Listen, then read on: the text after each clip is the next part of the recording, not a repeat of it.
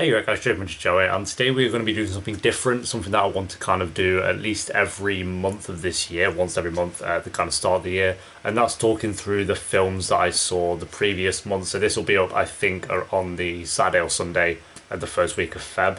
And yeah, I'm recording this earlier than that, but I'm going to be talking about all the films I saw in January. Because I want to try and watch more films this year. I do watch a decent amount of films anyway, but they're usually kind of rewatches. And some of these are anyway that I'm going to talk about briefly. I'm not going to do reviews on these, just kind of mention them. But I'm more of a TV show kind of guy. Like I watch a lot of TV shows. I recently just went through all of Breaking Bad again, and now I'm watching The Crown as well. And as you guys know, I do reactions to like a shit ton of TV shows anyway. But obviously, film as well is near and dear to my heart. I want to try and I've saying that I've only watched I think 13 as in January, so I've only got 13 to kind of mention, but as the year kind of goes on, I'm going to try and make that more and more. So yeah, if you guys like this kind of stuff, just let me know and I'll do it once every month. If not, we'll call it a failure and leave it at that. But yeah, right, so start off the year in 2018 with Liam, like we just said. We had a good time and we watched two films on New Year's Day. Like, well, it was like it's like past midnight, so it's kind of like the 1st of January. Or like we started them in 2017 and we finished the film in 2018, which is mad. But the first film on that list was, of course, Harry Potter and the Half-Blood Prince. We've been recently going through. I've seen these a million times, and this is one of the rewatches I was on about. I've seen them personally about 20 times, maybe not, maybe that many, maybe. It's Harry Potter, so maybe Harry Potter and Lord of the Rings are usually in that kind of domain. Definitely Lord of the Rings. Half-Blood Prince isn't one of my favourite Harry Potters. We watched all the others in like late of 2017, and we're going to watch the two other ones soon. I'm sure we haven't got around to them recently, for sure. Half-Blood Prince isn't one of my favourites, but everyone knows what happens in the film. But the scene where they deal with Dumbledore's death, I think, is one of the best scenes in the entirety of that saga. Like, I don't know, that scene gets me every time. It's so good. And it is a good film. I do enjoy The Half-Blood Prince. Like I said, not one of my favourites, but definitely not one of the weakest either. It's like one of the mid-tier kind of ones for me. Another film that we watched on the same kind of night is The Boy and the Beast, which is an anime that I've been wanting to watch, for a while. Because this YouTuber, Chris Stuckman, who does film reviews, he's kind of mentioned it in 2016, saying it was one of his favourite films of the year. And since then, I've wanted to watch it and got around to it, and it didn't disappoint. I really enjoyed this one. I think I ended up giving it like an 8.2 out of 10. Like a lot of anime films kind of do this, where it's like the first half is something completely different to the second half, and I really like that about The Boy and the Beast. And another one that comes up on this list that I'd seen in 2017, but rewatched here. And yeah, I don't know, the relationship between the boy and the beast in this film is great, and I definitely recommend it. Even if you're not, I always say this, but even if you're not a fan of anime, there are certain films that I would recommend to you still, just to give a chance to, and this is probably one of those for sure. Now, the next two are rewatches as well, one that I've rewatched, but this was the second time I'd seen this, but The Shining. I had only watched this for the first time in 2017, and it was one of my favourite films that I'd seen from that year. I think it was literally my second favourite film from last year. That scene for the first time. I know it didn't come out last year, obviously. And rewatched it again with my sister this time. She'd never seen it before, and she really enjoyed it as well. Jack Nicholson, absolute beauty of a man. You can say when you watch this, you can understand obviously why it's a cult classic, and I don't know why it took me this long to get to it. Because this, as well as One Flew Over the Cuckoo's Nest, is one I really need to see. And I just know just finding the time for stuff like this, and going through a lot of older films is something that I definitely fail at. Like old films like this kind of domain, not like a couple of years ago or something like that, but yeah, I'm so glad I rewatched this one. I give this one a 10 out of 10. I think it's a perfect film. One that I probably watched a couple of times here at this point now. We'll wait and see, but yeah, really enjoyed that one. And then this was another rewatch as well, which I'd seen for the first time last year, and then I watched it a second time last year. Then watched it for a third time with my mum and sister, who both really enjoyed it as well. But Your Name, this is 10 times better than The Boy and the Beast. But so again, if you're not a fan of anime, just give this one a go. If you don't like this film, then maybe anime's not for you. To like saying that, like anime TV shows and anime films are very different to each other, I find. And like a lot of anime films are really well made. I'd give that film. When I first watched that film, I gave it an 8 out of 10, but now it's just a 10 out of 10 for me. I think it's perfect. I love it. And they really enjoyed it as well, which is good. And that's from two people who don't really, you know, they're not the biggest fans of animated films, so, and they really enjoyed it. So definitely recommend that one. I don't really want to say what it's about if you don't know what the synopsis for this film is, but I know Faye Whale 34 as well. It's like his second favorite film of all time, or his first, maybe his favorite film of all time. I can't remember. Apart from Paddington 2, obviously. But yeah, definitely recommend Your Name. Right, this one I'd never seen before, and it was kind of tragic. I gave this a 4 out of 10. The Forest with Natalie Dornan, is it? Natalie Dornan from Game of Thrones. Marjorie Tyrell? Yeah, Marjorie Tyrell from Game of Thrones. Yeah, The Forest. I just watched this with a mate, just for a laugh. Like, I don't know, just kind of, we were just chilling. We was like, okay, what should we put on? The Forest. So I think it was on Netflix, to be fair, and it was just like, meh. Yeah, not much to say about this one. It just it is a very generic kind of horror. I wouldn't even class it as a horror. It's just kind of a generic film, boring. Like nothing happened for about 50 minutes, which is fine for films if it's building up to something. But what it built up to was kind of shit. So yeah, not a film for me. After that, we had another rewatch and a new one that I hadn't seen before in the same day. But in the afternoon, I went to see The Greatest Showman, which was fantastic. I absolutely adored this film. There were some flaws with it. I don't think it was perfect, but I'm not really a fan of musicals, and I've said that, like I said that when I did a review of La La Land.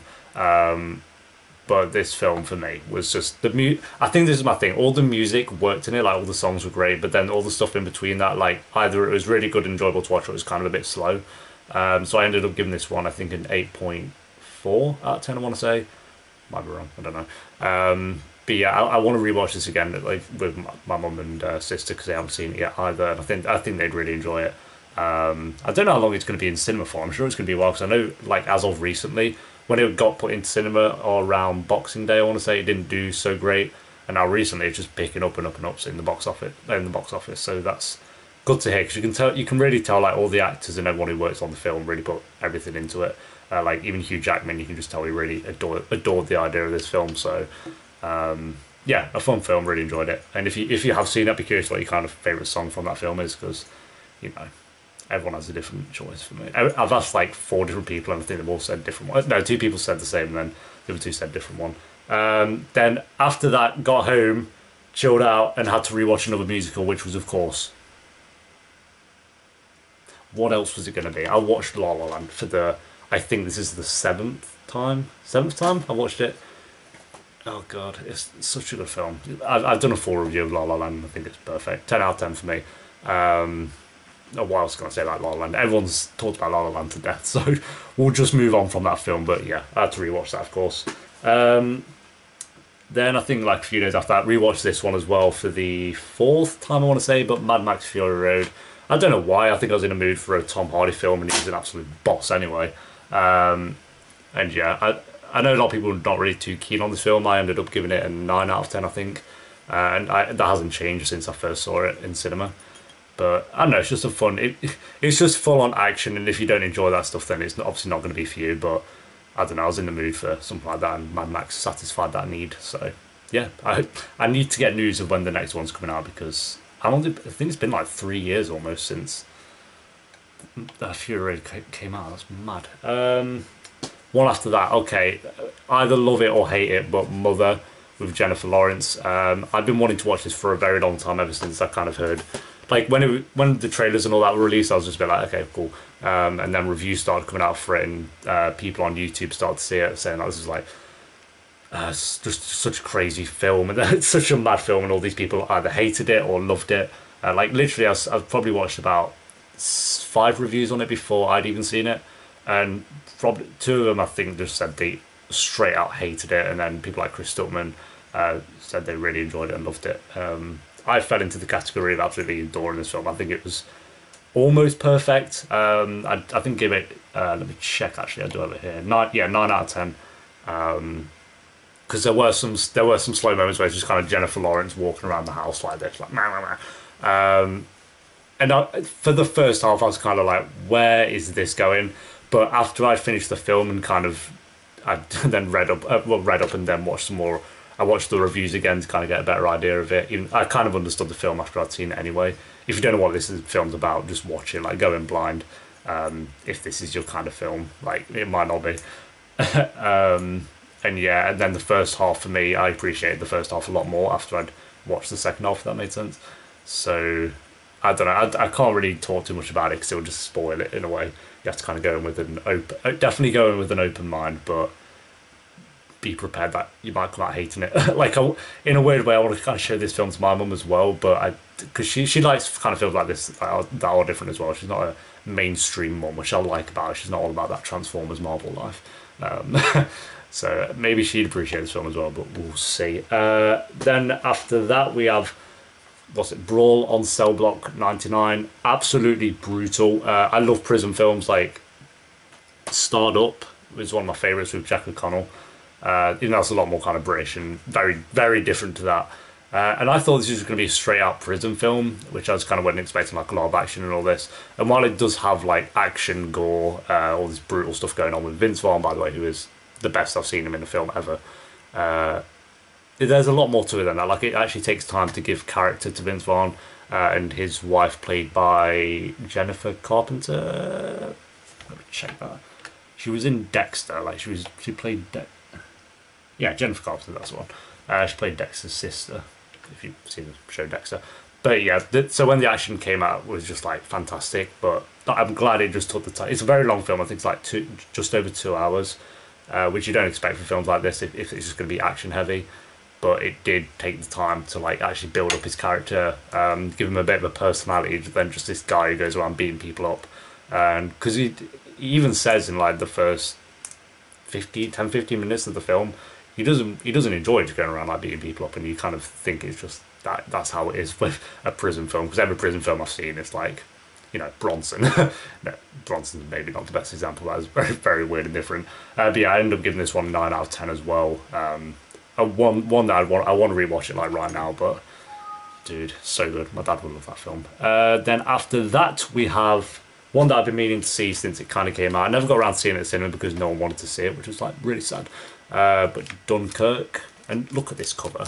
It has like a book with it. I could have got the normal Blu-ray, and then this one was right next to it for like an extra £3. I was like, what am I going to do? Get the one with the book in it, obviously. Probably not. It's definitely not my favourite Nolan film. Probably not even in my top 3. I'd say it's like The Dark Knight, Interstellar, Inception, Batman Begins, Dark Knight Rises, then Dunkirk. So it's kind of very low down, but it's still a fantastic film, and that says a lot about Christopher Nolan as a director, obviously. Like, it's very... This film... Even seeing reviews before I'd even seen it, kind of people complaining about the whole time situation, how it keeps jumping back and forth. And even me going into the film knowing that I was going to jump time differences, like I think it's like some a day apart or something like that. I don't know. And even I got a bit confused sometimes, like where are they in the time? Like it didn't really make sense at some points, not for the entire film, just sometimes.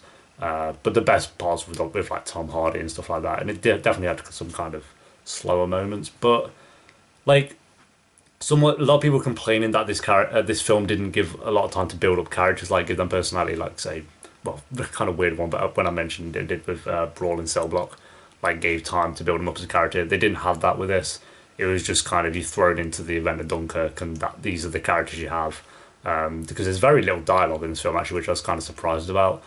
Like it's just they're there, they're doing their thing, and then at the end of the situation, that's the film. Which is fine. Like I don't need another hour on top of the film of building up all these characters if we don't need it. Because this is like, for a Nolan film as well, it's really short, like actually under 2 hours, which is unheard of for Nolan. But no, I did enjoy it still as well. It wasn't a bad film, obviously, and like all the technical side to it was flawless, like sound design, cinematography, the score as well, obviously, was beautiful. Editing, all that stuff was fantastic. But as for an actual story, I think that's what was kind of lacking for me. So I gave this one a 7.2 out of 10. Still really enjoyed it. Maybe not so much as others, but then some people didn't really enjoy the film anyway, so it's fine. Then the final two, one that I saw recently, like a couple of nights ago, but The Shape of Water. Dude, this film was beautiful. I loved it.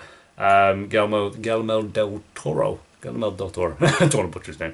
I'd say the best thing he's ever created, like either game, whatever he's done in his life, because he's a mystical little man. I'd say this is the best thing he's ever created. Like, again, it's fairly new, this film, so I don't want to go too much into like what kind of happens. Like with Harry Potter, I feel safe mentioning spoilers because everyone's seen Harry Potter. But this, it's just A woman and her love for a little seaman. Seaman. Yeah, that makes sense. That's a good synopsis. They should have me write that on the back of the Blu-ray. A woman in love with seamen. Jesus Christ. But no, this film was, again, all cinematography, all that. It's been nominated for Best Film as well, which Dunkirk did as well. How Mother didn't, I don't know. When Mother gets nominated for Razzies and not Oscars. Oh well. But yeah, this film is beautiful. I absolutely adored it. Again, I can't wait for this to be out so I can just watch it over and over and over again. And then this one was most recently that I watched last night, but A Cure for Wellness. I really enjoyed this film. Like, a lot of people slated it when it came out, saying it was so weird, it's so different, and it's like, oh, what's the word? It's like when you're trying to be pretentious about when you're creating a film. I saw that, like, a lot of that what is it, the director was just trying to be pretentious when he made this film. I don't know. Like Chris Stuckman said it best when he reviewed this film, saying that Hollywood always cry and complain that there's no original films anymore, everything's a remake and all this, and then when we finally do get an original film, they cry about it as well, like, oh, it's so different, why can't it just be mainstream? It's like, fuck off. But I adore this film. Dane DeHaan, I've not always been a fan of him. Like, he's been in good films. Like, I've seen, like Chronicle was the first film I saw him in like 2012, I want to say that came out. He was great. This is the best I've seen him in as well. I've seen him in a few films, like minor roles, but this is the best he's been for sure. And yeah, it is a very weird film, and it's very long. I think it's like 2 hours and a half, so a very long film about him going to this kind of health institution where they help people get better and cure them. But obviously weird shit goes down, and not everything is as it seems. There were some very fucked up scenes in this film, which is like, I think it's an 18. Yeah, it's an 18. So obviously it was going to be like that. But I don't know. There was something about this film that was just, I don't know, weird, but perfectly weird. Like the right amount of level of it. It's like not Serbian film, fucking, just off bats off the wall. That's stupid. But this is a good film to watch. My mum's there like, I want to watch it as well. I'm like, I'm not watching it with you. No way. So I recommend that as well if you can handle 2 hours and a half of a film, if that's your kind of thing. I gave this one and just an 8 out of 10. Because like I said, it's very long and it's very slow at times. Like, I think you could shave off about 30 to 40 minutes of this film pretty easily, but here's what it is. And yeah, they are the films that I saw this month, or January. So it's the 1st of Feb as I'm recording this, so it's, a few days ago. But I don't know, not too many, and a lot of them were rewatches, but like I said, I'm going to try and get into it, just doing it more. And it gives me doing videos like this, if you guys enjoy them, gives me more motivations to try and fit more films into a month. So as of recording this, I'm about to actually watch another film now. So we'll see how that is. Oh, I won't mention it, I'll say it in the next one. But yeah, they're all the films I watched in order of when I watched them as well, and with some ratings.